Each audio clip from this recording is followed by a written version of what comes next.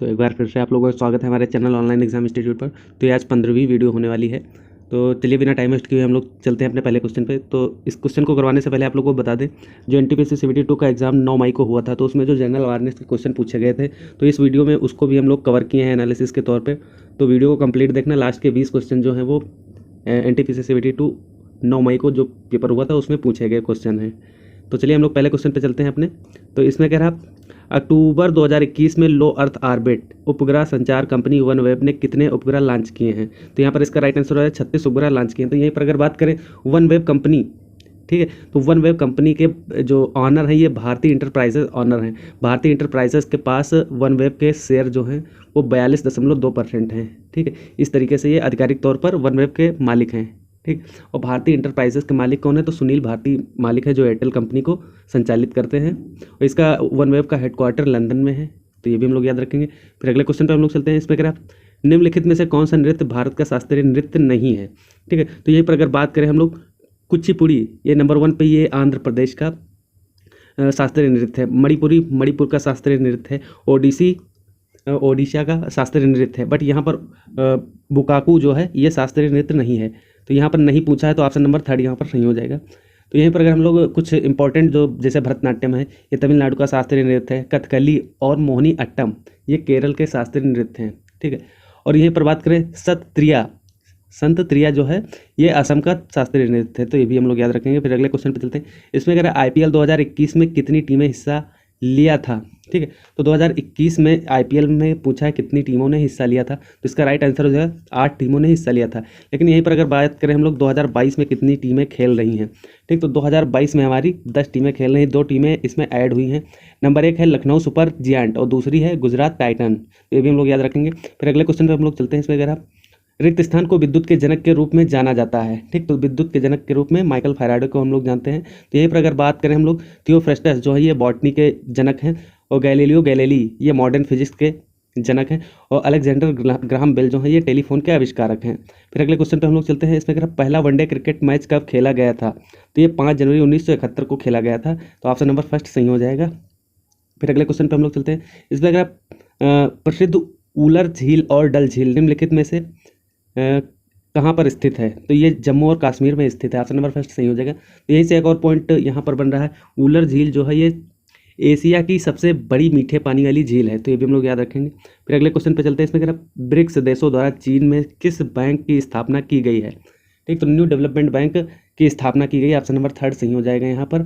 फिर अगले पॉइंट पे हम लोग चलते हैं अगले क्वेश्चन पे, क्वेश्चन नंबर 8 पे। इसमें कह निम्नलिखित में से कौन सी टीम विजय हजारे ट्रॉफी 2020-21 की विजेता थी। तो यहाँ पर राइट आंसर हो जाएगा मुंबई क्रिकेट टीम। ठीक है, फिर अगले क्वेश्चन पे हम लोग चलते हैं। इसमें कह रहा है सितार का आविष्कार किसने किया है। ठीक, तो यहाँ पर राइट आंसर हो जाएगा अमीर खुसरो। ऑप्शन नंबर 1 सही हो जाएगा। तो यहाँ पर अगर बात करें हम लोग बहादुर शाह जफर जो है इनको बहादुर शाह द्वितीय के नाम से भी जाना जाता है। ठीक है, फिर अगर इनकी बात करें तानसेन है ये अकबर के दरबार के संगीतकार थे। तो ये सब प्लस पॉइंट हम लोग याद रखेंगे। फिर अगले क्वेश्चन पे हम लोग चलते हैं। इसमें अगर भारतीय संविधान सभा का विचार पहली बार किसने दिया था। ठीक, यहाँ पर राइट आंसर हो जाएगा M.N. रॉय। ऑप्शन नंबर 3 सही हो जाएगा। फिर वहीं पर बात करें अगर जो B.N. राव हैं ये कौन थे, तो B.N. राव संविधान सभा के संवैधानिक सलाहकार थे। ठीक है, फिर अगर यहाँ पर बात करें B.R. अम्बेडकर कौन थे। ठीक, तो B.R. अम्बेडकर मसौदा समिति के अध्यक्ष के रूप में कार्य किया था। ठीक, तो अलग अलग सबका रोल है यहाँ पर। B.R. अम्बेडकर मसौदा समिति के अध्यक्ष के रूप में कार्य किए हैं और B.N. राव संविधान सभा के संवैधानिक सलाहकार थे। ठीक, और जो डॉक्टर राजेंद्र प्रसाद हैं, ठीक है, डॉक्टर राजेंद्र प्रसाद संविधान सभा के अध्यक्ष थे।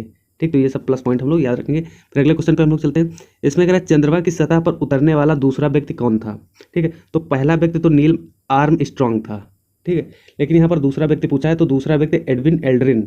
ऑप्शन नंबर 2 जो है ये सही हो जाएगा। चंद्रमा पर दूसरा व्यक्ति उतरने वाला था एडविन एल्ड्रिन। ये दोनों एक ही यान से गए थे। अपोलो 11 मिशन के तहत ये दोनों लोग गए थे, लेकिन पहले नील आर्मस्ट्रॉन्ग चंद्रमा पर कदम रखा था, फिर दूसरा उन्हीं का साथी ये था एडविन एल्ड्रिन। ठीक, एडविन एल्ड्रिन। तो ये ऑप्शन नंबर 2 हम लोग याद रखेंगे। और आपसे ये पूछ सकते हैं ये किस अपोलो 11 जो है ये किस स्पेस द्वारा भेजा गया था, स्पेस कंपनी द्वारा। तो जो कैनेडियन स्पेस सेंटर द्वारा इसको भेजा गया था। और कब भेजा गया था, तो 1969 में भेजा गया था, 20 जुलाई 1969 में। ठीक है, इसको भेजा गया था। तो ये सारे हम लोग प्लस पॉइंट याद रखेंगे। तो यहीं पर और आपसे प्लस पॉइंट एक बन रहा है, यूरी गागरिन जो है ये अंतरिक्ष में जाने वाले पहले व्यक्ति हैं, ठीक है। और राकेश शर्मा जो है ये पहले भारतीय हैं जो अंतरिक्ष में गए थे। तो ये प्लस पॉइंट सब हम लोग याद रखेंगे। फिर अगले क्वेश्चन पे हम लोग चलते हैं। इसमें कह रहे हैं निम्न में से कौन सा राज्य 2023 पुरुष हॉकी विश्व कप की मेजबानी करेगा, ठीक। तो यहाँ पर राइट आंसर हो जाएगा उड़ीसा, ऑप्शन नंबर फर्स्ट सही हो जाएगा। फिर अगले क्वेश्चन पे हम लोग चलते हैं। इसमें कह रहा है विजयी विश्व तिरंगा प्यारा का नारा किसने दिया था, ठीक। तो इसका राइट आंसर हो जाएगा श्यामलाल गुप्ता। और यहीं पर अगर बात करें महात्मा गांधी ने कौन सा नारा दिया था, तो करो या मरो का नारा दिया था। सुभाष चंद्र बोस ने नारा दिया था तुम मुझे खून दो मैं तुम्हें आज़ादी दूंगा। भारतेंद्र हरिश्चंद्र ने नारा दिया था हिंदी हिंदू हिंदुस्तान, ठीक। ये सारे प्लस पॉइंट हम लोग याद रखेंगे। फिर अगले क्वेश्चन पे चलते हैं। इसमें कह रहा है हरिहर प्रथम किस वंश का शासक था, ठीक है। तो ये संगम वंश के शासक थे, ऑप्शन नंबर फर्स्ट सही हो जाएगा। फिर अगले क्वेश्चन पे हम लोग चलते हैं। इसमें कह रहा है विजय घाट किस राज्य या केंद्र शासित प्रदेश में स्थित है, ठीक। तो विजय घाट जो है ये दिल्ली में स्थित है। और ये किसका स्मारक है, तो ये लाल बहादुर शास्त्री का स्मारक है। और लाल बहादुर शास्त्री जो थे ये भारत के दूसरे प्रधानमंत्री थे। और इन जो लाल बहादुर शास्त्री हैं ये एकमात्र लौते प्रधानमंत्री हैं जिनकी मृत्यु विदेश में हुई थी। विदेश मतलब उज्बेकिस्तान में हुई थी इनकी मृत्यु, ठीक है। तो ये भी हम लोग याद रखेंगे। फिर अगले क्वेश्चन पे चलते हैं। इसमें कह रहा है साइलेंट वैली राष्ट्रीय उद्यान कहाँ अवस्थित है, तो इसका राइट आंसर हो जाएगा केरल में स्थित है साइलेंट वैली उद्यान। तो देखिए केरल में और सारे जो हैं राष्ट्रीय उद्यान उनके भी हम लोग नाम याद देख लेते हैं। तो अनामुडी 16 राष्ट्रीय उद्यान, अनामुडी 16 राष्ट्रीय उद्यान। दूसरे नंबर पे एराविकुलम 16 राष्ट्रीय उद्यान, ठीक। और तीसरे नंबर पे है पम्बदुम 16 राष्ट्रीय उद्यान, पेरियार राष्ट्रीय उद्यान, ठीक। तो ये सारे हम लोग जो केरल के राष्ट्रीय उद्यान है ये याद रखेंगे। फिर अगले क्वेश्चन पे हम लोग चलते हैं। इसमें कह रहा है 2022 एशियाई खेलों की मेज़बानी कौन सा शहर करेगा, ठीक है। तो 2022 का इसमें शहर पूछा है। अगर देश पूछता तो देश हो जाता है हमारा चीन, ठीक है। चीन देश हो जाता है, लेकिन ये जो चारों ऑप्शन है ये चारों ऑप्शन चीन के शहर हैं। तो यहाँ पर राइट आंसर हो जाएगा, कौन सा राइट आंसर हो जाएगा, तो यहाँ पर राइट आंसर हो जाएगा option number second, Hangzhou city में एशियाई खेलों की मेज़बानी होगी। और यहीं पर अगर आपसे बात कर ले 2018 में एशियाई गेम जो है प्रत्येक 4 वर्ष बाद खेला जाता है। तो यहीं पर अगर बात करें 2018 में कहाँ पर मनाया गया था, मतलब कि आयोजित किया गया था, तो इंडोनेशिया के जकार्ता और पालेमबांग में किया गया था इसका मेज़बानी एशियाई खेल का। फिर अगले क्वेश्चन पे हम लोग चलते हैं। इसमें अगर पंडो बांध निम्नलिखित में से किस राज्य में स्थित है, ठीक। तो इसका राइट आंसर हो जाएगा ये हिमाचल प्रदेश में स्थित है। और ये किस नदी पर स्थित है, तो ये ब्यास नदी पर स्थित है।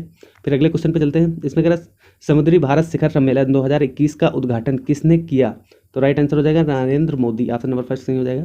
फिर इसमें कह रहा है पी रोम का पूर्ण रूप क्या है, ठीक है। तो इसका right answer programmable read only memory, option number second सही हो जाएगा यहाँ पर।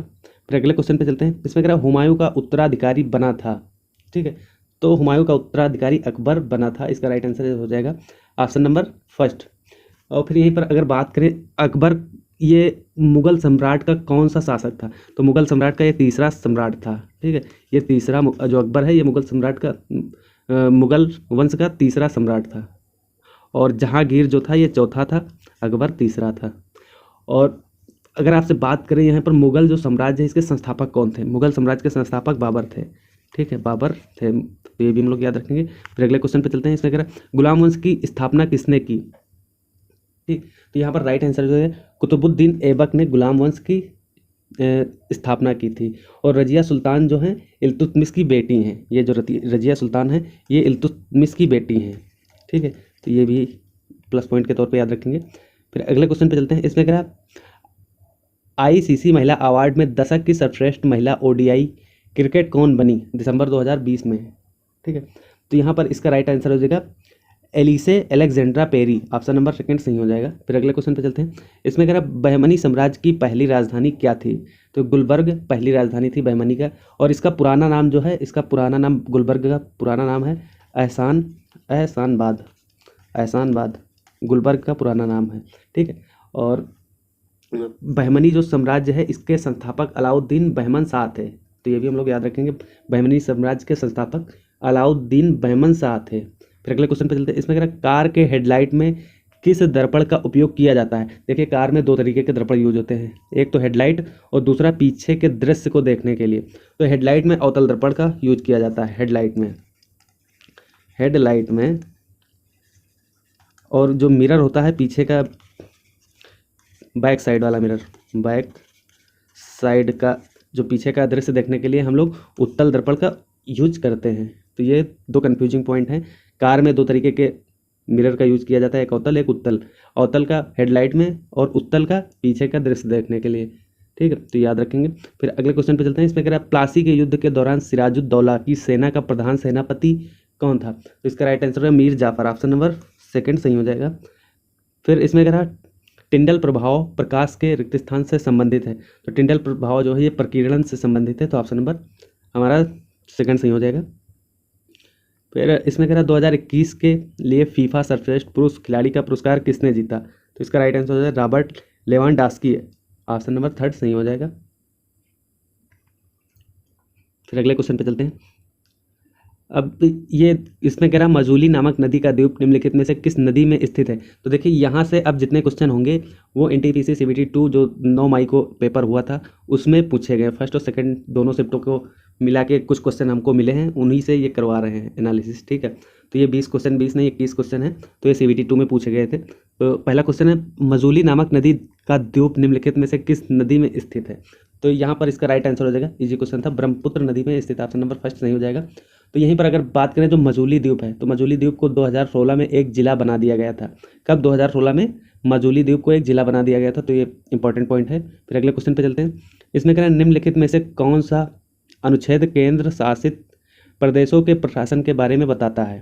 ठीक, तो यहाँ पर राइट आंसर अनुच्छेद 239। ऑप्शन नंबर फर्स्ट सही हो जाएगा। फिर अगले क्वेश्चन पे चलते हैं। इसमें अगर भारत के किस राज्य में बोडो भाषा मुख्य रूप से बोली जाती है? ठीक है, तो इन चारों ऑप्शनों में से असम में मुख्य रूप से बोडो भाषा बोली जाती है। और बोडो भाषा को हम लोग एक और दूसरे नाम से जानते हैं, इंडो तिब्बती भाषा भी इसको कहते हैं, इंडो तिब्बती भाषा। ठीक, फिर इसमें कह रहा है चंपारण सत्याग्रह के लिए महात्मा गांधी की कोशिश कब की गई थी? ठीक है, तो चंपारण का युद्ध 1917 में किया गया था।